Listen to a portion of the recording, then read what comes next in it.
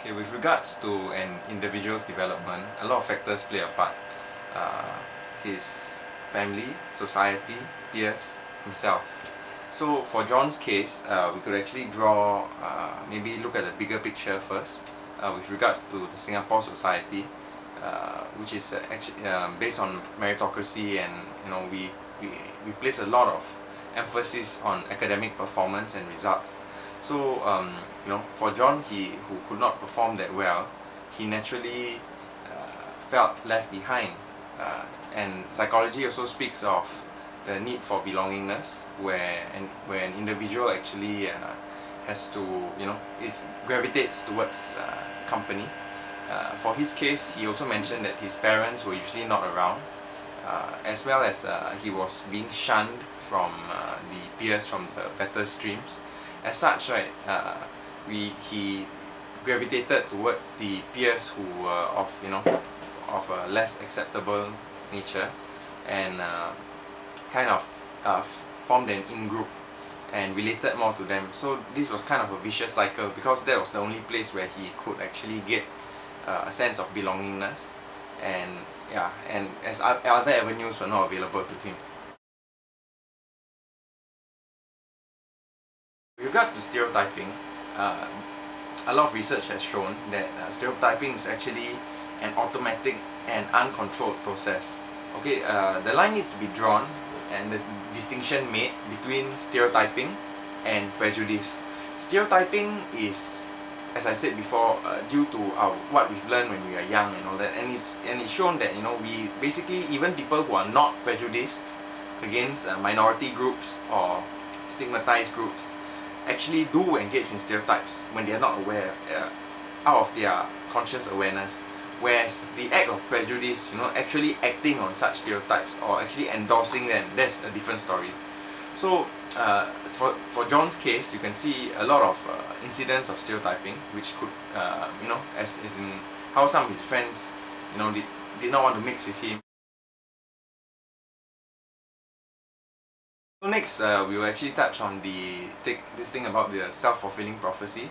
What happens is, the gist of it is that basically we have a certain impression towards a certain individual, or maybe a group of individuals, such as people who have tattoos, for example, or people who are from groups, people who have gone to the boys' home, people who have gone to prison, for example. And so with this impression in mind, when we meet as new individual, we subconsciously already are looking out for certain things, and unknowingly, right, we end up behaving in a certain way, such that which causes that individual actually to behave how we expect him to behave. For example, if I have something against maybe ex-offenders perhaps, and I'm aware that this person I'm talking to is an ex-offender, I may actually be, I may actually talk less, give him less eye contact, or even not want to or appear very cold without my knowledge. He in turn behaves how I expect him to behave, because he realizes, hey, why is this guy being so mean to me, or why is he not giving me the attention that like he gives to his other friends.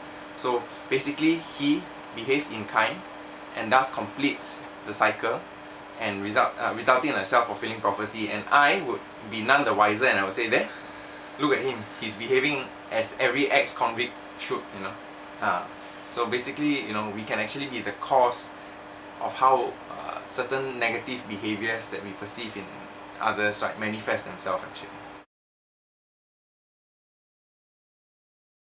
We have to be very careful on how we are dealing, or how we interact with those around us, because unknowingly, unwittingly, we may actually be causing them to have certain negative thoughts about themselves, and the minute they actually accept this and they take it in, so especially if you are from their significant others, parents, loved ones, if they accept in these negative thoughts about themselves, oh, I'm not very smart, oh, I can't really go very far, and when this becomes part of their system, they actually behave accordingly. So the impact is just huge. There's this presupposition in NLP which actually says that we as individuals cannot not affect another individual. By not interacting, we already have chosen to react, to impact in a certain way. So we have to be very careful. We have to realize that actually within our hands, right, lies a lot. We have a lot of potential actually to shape and affect the lives of those of the people around us actually. So I actually just implore that we could spare a thought, and the next time when we meet someone, and just be open and accepting. Thank you.